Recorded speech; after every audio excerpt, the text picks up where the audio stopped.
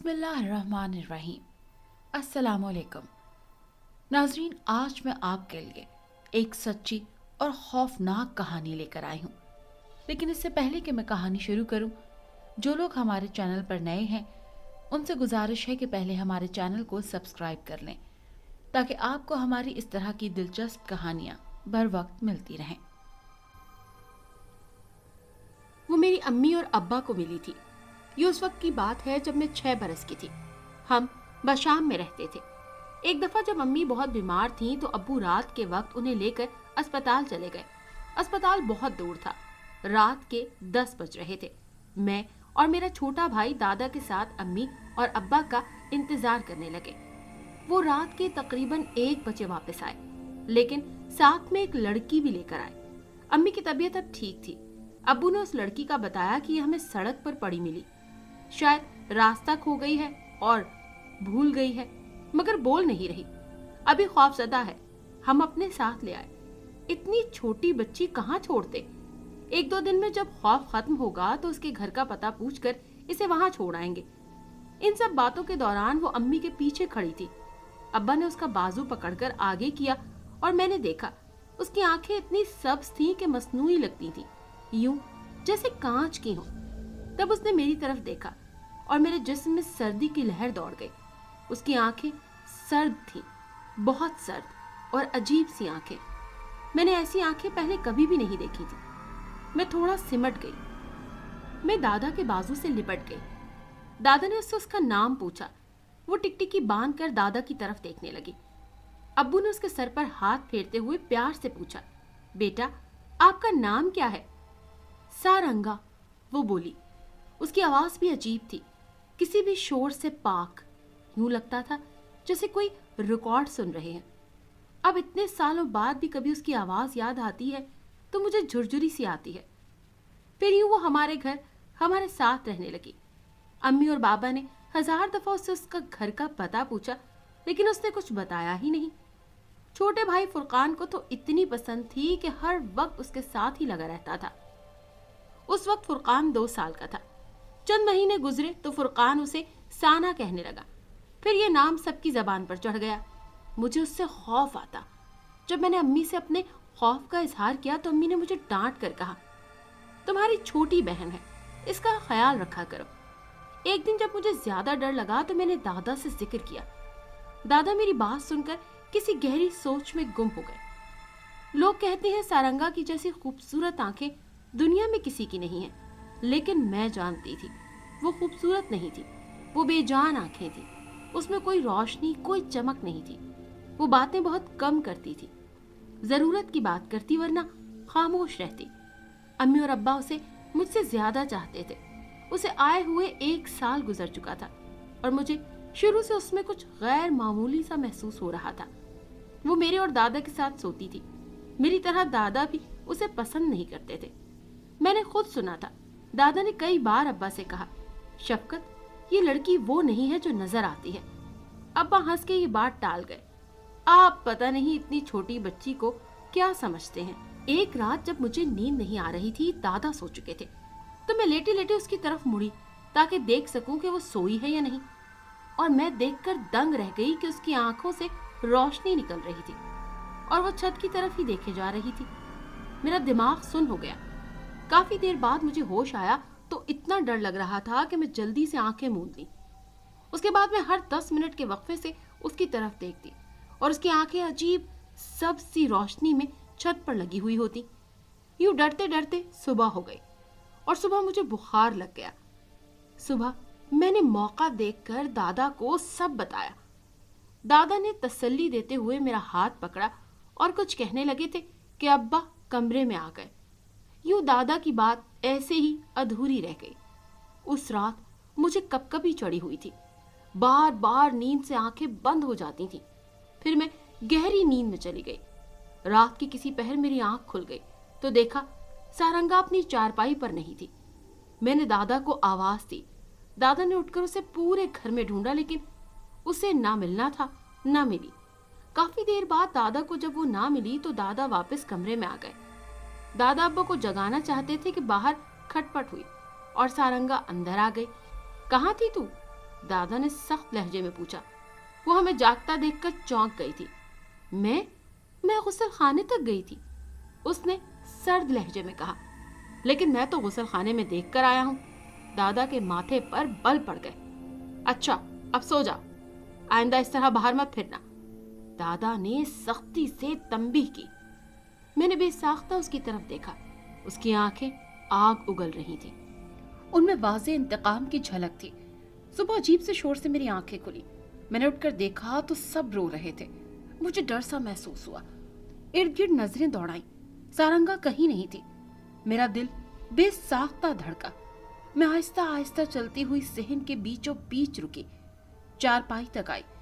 کسی کو سفید چادر سے ڈھک دیا گیا تھا۔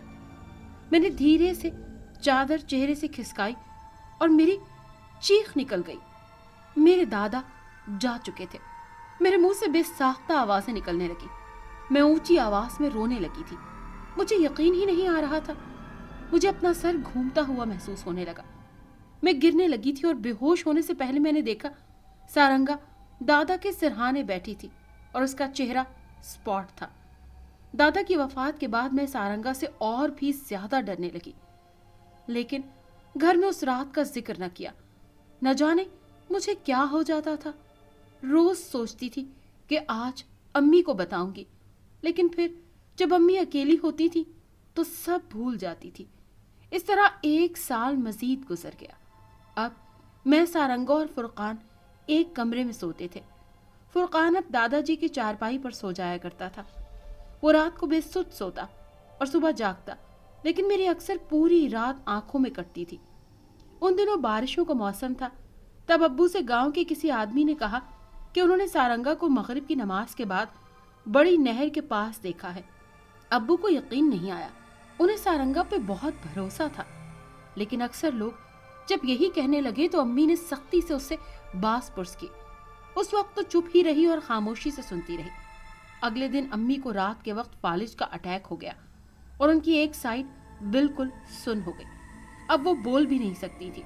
اس دوران میں امی کے ساتھ 1 ہفتہ اسپتال میں رہی اور ہمارے 7 دن کے وقت ابا ہوتے اور رات کو ماموں ہوتے۔ رات کو ابا گھر چلے جاتے۔ 1 ہفتے کے بعد امی گھر آ گئی۔ میں نے امی کو چارپائی پر لٹایا۔ اس وقت سارنگا کمرے میں نہیں تھی۔ بعد میں جب امی کو دلیا کھلا رہی تھی تو وہ کمرے میں آئی۔ امی نے اس کی طرف دیکھا اور منہ سے عجیب سی آوازیں نکالنے لگی۔ وہ کچھ کہہ رہی تھی، لیکن ہماری سمجھ میں امی کی کوئی بات نہیں آئی۔ امی پر کپ کپی چڑھ گئی۔ ابو نے الجھن بھری نظروں سے مجھے دیکھا اور میں شل رہ گئی۔ میں سمجھ گئی تھی کہ امی کیا کہہ رہی ہیں۔ اس دن کے بعد میں نے کبھی سارنگا کو امی کے قریب آنے نہ دیا۔ امی کے سارے کام میں خود کرتی تھی۔ فرقان کو میں نے اسے دور رکھنے کی ہر ممکن کوشش کرتی، لیکن فرقان مجھے اور امی سے زیادہ اسے چاہتا تھا۔ وہ اسے سانا کہتا اور سارا دن اس کے دوپٹے کا پلو پکڑے رکھتا۔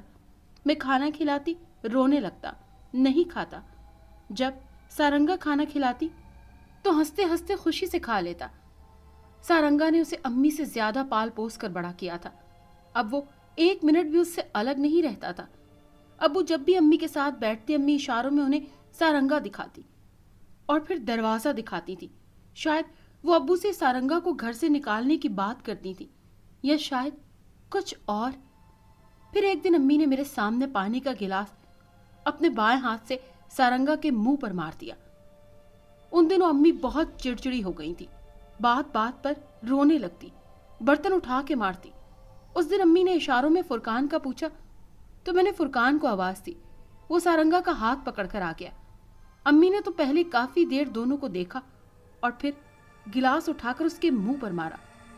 اس کی آنکھ کے اوپر ماتھے پر زخم لگ گیا۔ وہ دوپٹے سے آنکھ کو دباتے باہر نکلی اور فرقان زور زور سے رونے لگا۔ ساتھ ساتھ وہ امی کو برا بھلا بھی کہہ رہا تھا۔ میں امی کو چادر اڑا کر فرقان کو چپ کرانے باہر آئی۔ کافی دیر بعد جب فرقان کو سلا کے میں نے دیکھا تو وہ نہیں تھی۔ اندر کمرے میں جا کر دیکھا تو ماتھے پر پٹی بندھی ہوئی تھی اور آنکھیں بند تھی، شاید وہ سو رہی تھی۔ میرے پیچھے پیچھے فرقان نیند میں چلتا ہوا آیا۔ سانا کی آواز پر اس نے آنکھیں کھول کر دیکھا تو فرقان اس کے سرہانے کھڑا تھا۔ وہ فرقان کی طرف دیکھ کر مسکرائی اور میں باہر نکل آئی۔ کبھی کبھی مجھے لگتا تھا کہ وہ فرقان کو ایک ماں سے بھی زیادہ چاہتی ہے۔ उसके 2 रोज बाद ही अम्मी की वफात हो गई। अब अब्बू भी सारंगा से मोहतात हो गए थे। वो घर का कोई काम उसके सुपुर्द न करते, अपने हर काम के लिए मुझे आवाज देते। एक दिन साथ वाले घर वालों को बिल्ली रात के वक्त हमारे सहन में आ गई। वो बाहर सहन में घूम रही थी, अंधेरे में उसकी आंखें चमक रही थी। अब्बू ने जब मुझसे सारंगा के बारे में पूछा तो फुरकान ने बिल्ली को चमकती आंखों की तरफ इशारा करते हुए कहा, वो साना। और मैं मुंजमद हो गई। क्या फुरकान को भी पता था? शायद फुरकान को पता था, लेकिन इस हवाले से नहीं जिस हवाले से मुझे पता था।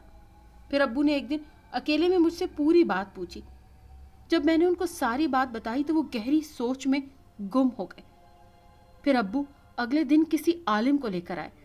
उस आलिम ने पूरी एक रात घर के सहन में चिल्ला काटा और सुबह के वक्त उन्होंने अब्बू से जाते हुए कहा, शफकत साहब, आपको और आपके घर वालों को वहम हो रहा है। आपके घर में कुछ भी गैर मामूली नहीं है। मैंने पूरी रात घर के कोने कोने में देख लिया है और वो लड़की तो सो रही थी। आप दिल से वहम निकालें और रोजाना 4 कुल पढ़कर घर के कोने कोने में छिड़काव कर दिया करें। अब्बू मुतमईन हो गए, लेकिन मैं जानती थी। जब आलिम सहन में चिल्ला काट रहे थे तब मैंने बार बार किसी खौफ से रात को उठ कर सारंगा की तरफ देखा था, और उस वक्त सारंगा के अंदर जान ही नहीं थी। वो बेसुध आंखें बंद करके पड़ी हुई थी, किसी बेजान की तरह। मैंने काफी गौर से देखा था। उस वक्त उसकी सांस भी नहीं चल रही थी। वहां खामोशी थी, मुकम्मल खामोशी। आलिम के जाने के बाद मैंने सहन में सफाई कर रही थी। तब सारंगा मेरे पास आई। मैंने मुड़कर देखा तो वो मेरे पीछे खड़ी थी। तुम कुछ भी करो, मैं तब तक तुम्हारे साथ रहूंगी जब तक तुम रहोगी। मुझे निकालने की कोशिशें छोड़ दो। उसके लबों पर पुरस्रार मुस्कुराहट छा गई और मैं उसे गौर से देखने लगी। काफी टाइम के बाद मुझे होश आया तो वो जा चुकी थी। फिर पूरा दिन मुझे अजीब सी बेचैनी होती रही। फुरकान साना कहते हुए उसके पीछे चलता और मैं फुरकान के पीछे। उस रात मुझे नींद नहीं आ रही थी। गर्मियों के दिन थे। रात को करवटें बदलते बदलते मुझे नींद नहीं आई तो मैं उठ बैठी। बाहर खटपट सी हुई। शायद सहन में बंधी बकरी उछल रही थी। मैंने सारंगा की तरफ देखा, वो सो रही थी। अब्बू भी हमारे साथ सोने लगे थे। मैंने उनको जगाया तो वो लालटेन रोशन करके सहन में आए। मैं भी उनके पीछे पीछे आई। सहन में हमने इधर उधर हर जगह देखा, कुछ भी नहीं था। बकरी अब आवाजें निकालने लगी। तब हमने करीब जाके देखा तो बकरी के जरा फासले पर एक बड़ा सा सांप था।